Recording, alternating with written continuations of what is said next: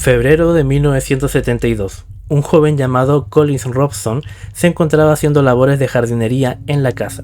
Él tenía en ese entonces 15 años. Estaban junto a su abuelo y ambos encontraron una extraña piedra mientras removían tierra junto a unos árboles. El abuelo consideró de que era prudente quitar esa piedra de ahí para que las raíces de las plantas y de los árboles pudieran crecer sin ningún obstáculo. Tamaña sorpresa fue la que se llevaron cuando al sacar la piedra se dieron cuenta de que en ella estaba tallada lo que parecía ser un rostro humano. Y no solamente eso, sino que era una cabeza humana completa. Impresionados por la singularidad de este suceso, siguieron cavando para ver si encontraban algo más, y tuvieron suerte.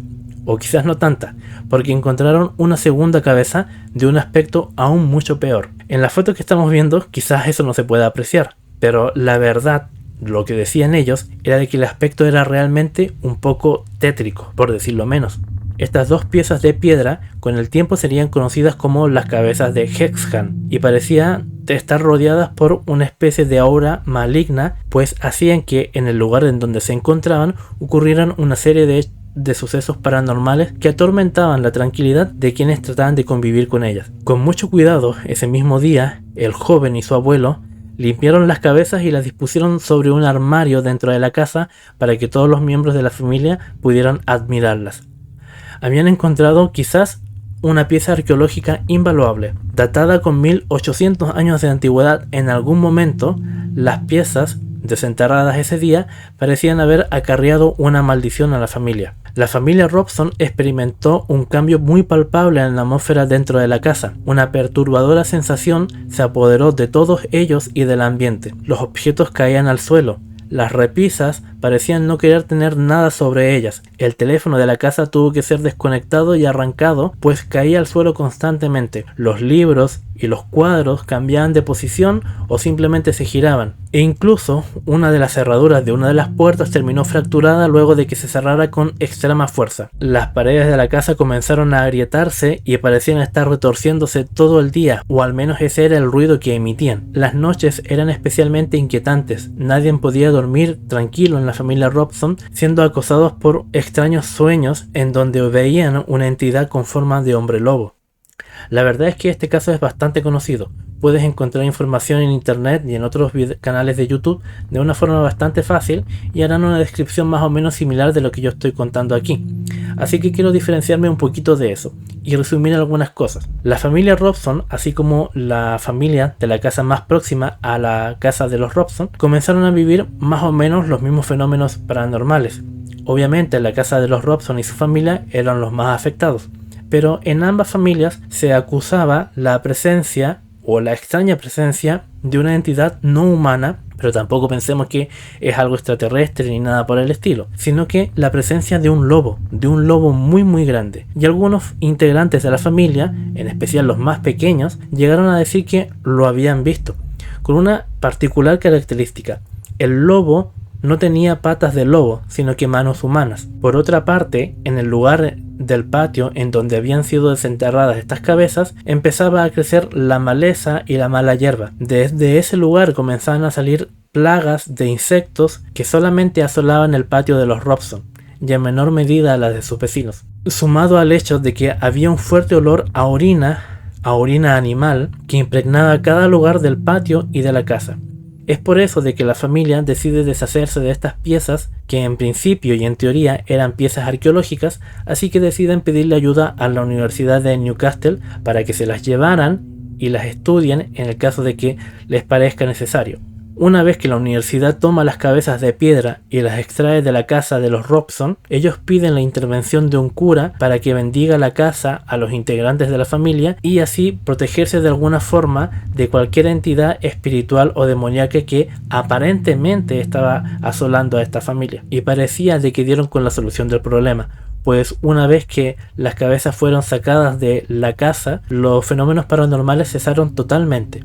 Se fueron las plagas, se fueron los sonidos, se fueron las cosas que caían al suelo y también se fue la presencia de las cabezas que parecía a veces observaban a los integrantes de la familia. Y es importante destacar que las cabezas de piedra no eran mucho más grandes que una pelota de tenis. Por lo tanto, es un poco extraño de que sean algo intimidantes. Y es posible que haya mucha sugestión de la familia Robson sobre las cosas que ocurrían, pero ocurrían de todos modos y no vivían en paz, que eso es lo que al fin y al cabo cuentan, ¿no? Porque eso es algo curioso. Si un fenómeno paranormal es real o no, si causa intranquilidad en la persona que supuestamente los está viviendo, pues ya es lo suficientemente real como para intentar hacer algo para que esa persona o esa familia pueda sentir un poco de paz, ya sea producto de la sugestión o no. Recordemos que todos estos fenómenos paranormales no son comprobables al 100%, ni al 1% también si se le quiere. En fin, ¿qué ocurrió con las cabezas y los fenómenos paranormales que parecían rodear a estas piezas? Pues que fueron a parar a la Universidad de Newcastle, y aquí entra en la historia la doctora Anna Ross, profesora de la Universidad de Newcastle. Ella encabeza la investigación de estas piedras y pide un permiso a la universidad para poder llevarla a su casa.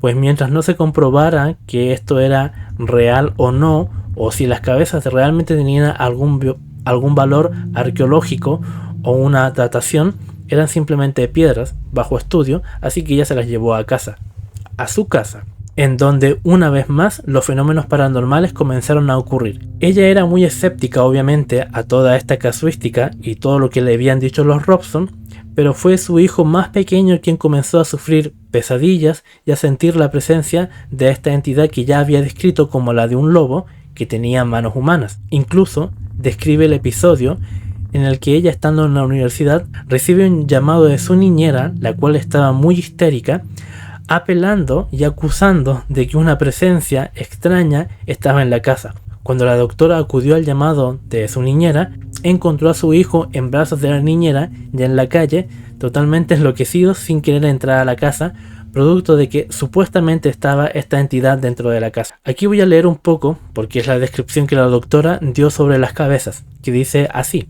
la primera cabeza tenía esculpidas las facciones esqueléticas de un ser humano, sugiriéndose la representación de una figura masculina. Los fragmentos resplandecientes de cristal de cuarzo destacaban sobre el fondo de tonalidad verde y grisácea del resto de la piedra. Los ojos eran profundos y de forma redondeada, los cuales contrastaban bastante con la nariz puntiaguda y una boca excepcionalmente amplia. Eran unas cabezas notablemente pesadas, mucho más que un fragmento de concreto de las mismas dimensiones. Por otro lado, la segunda pieza exhibía ojos pequeños, pómulos reducidos, labios gruesos y trazos de pigmentos verdes y amarillo en lo que correspondía ser el cabello, los cuales hacían ademán de estar peinados hacia atrás, terminando en una especie de moño. Fue así como la doctora Anna Ross terminó desistiendo de la posesión de estas piezas y las devolvió en la universidad. Claro, eso sí, ella seguía detrás de la investigación de estas piezas, las cuales fueron datadas con una antigüedad incluso de 1800 años. Pero la investigación se vio frenada por el siguiente hecho, y es que en el año 1974 apareció un hombre llamado Desmond Craigie que afirmó ser propietario de estas cabezas. Declaró incluso que él las había tallado como regalo para su hija. Este hombre explicó que muchos años atrás había vivido en la misma casa de los Robson, en esa localidad en Hexham. En aquel entonces se dedicaba a tallar figuras decorativas en roca, y fue en el momento en el que decidió tallar 3 cabezas para su hija. Una de ellas se partió, por lo cual solamente quedaron estas 2 famosas cabezas. Cuando él se mudó de esta casa, no vio la necesidad de llevarse estas piezas, así que simplemente quedaron ahí, tiradas en el patio. Seguramente con el tiempo terminaron siendo enterradas y luego fueron encontradas por este chico y su abuelo. Luego de eso, otros esfuerzos y análisis científicos fueron incapaces de determinar la procedencia y la edad de las rocas o la edad de las talladas en las rocas. No obstante, según los especialistas, el método usado coincide bastante bien con las técnicas empleadas por los antiguos pueblos celtas, que eran quienes habitaban esas tierras en aquellos años. Fue por todo este revuelo que se le pidió a Craig, quien decía ser el autor de estas piezas, que replicara más cabezas de este tipo para ver si es que efectivamente él podía hacer estas piezas con esa técnica de tallado. Pero, oh sorpresa, cuando finalmente presentó las nuevas piedras talladas, no tenían nada que ver con las piedras originales que había encontrado la familia Robson. Y es que podemos apreciar en este momento la diferencia que hay entre los últimos tallados que hizo Craig y las cabezas originales reales encontradas en el jardín por Collins Robson y su abuelo. Y la verdad que viendo esta fotografía uno puede afirmar, pero con seguridad, de que este hombre, Desmond Drake, no tenía ni idea sobre cómo tallar en piedra, y si es que lo hacía, pues lo hacía bastante mal o con una técnica totalmente diferente a la cual habían hecho estas piedras originales. Pero de todos modos, la intervención de este personaje hizo que toda la atención se desinflara, la prensa ya no quería hablar y este caso dio un paso hacia el olvido. Pero ocurrió un hecho más, un hecho que terminó por sepultar este misterio. En 1976, una sección del Museo de la Universidad de Newcastle sufrió un incendio. Durante las labores de extinción del fuego, varias piezas desaparecieron, entre las cuales obviamente están las cabezas de Hexal. Ese fue el último día en el que se tuvo la certeza de dónde se encontraban esas piezas, y no volvieron a ser vistas por nadie de la universidad ni ningún particular. Por lo tanto, el estudio detrás de estas piezas jamás terminó ni se concluyó, y el caso terminó dando los últimos pasos para hacer una leyenda y un mito. En fin, es poco más lo que se puede agregar sobre este misterio. De lo único que podemos estar seguros es que las cabezas sí existieron, sí fueron encontradas, y gente sí denunció el sentirse incómodo y mal con la presencia de esas cabezas, pero pudo haber sido sugestión, pudo haber sido algo paranormal realmente. Nunca lo sabremos. Por mí eso ha sido todo. Nos vemos en el próximo video y muchas gracias.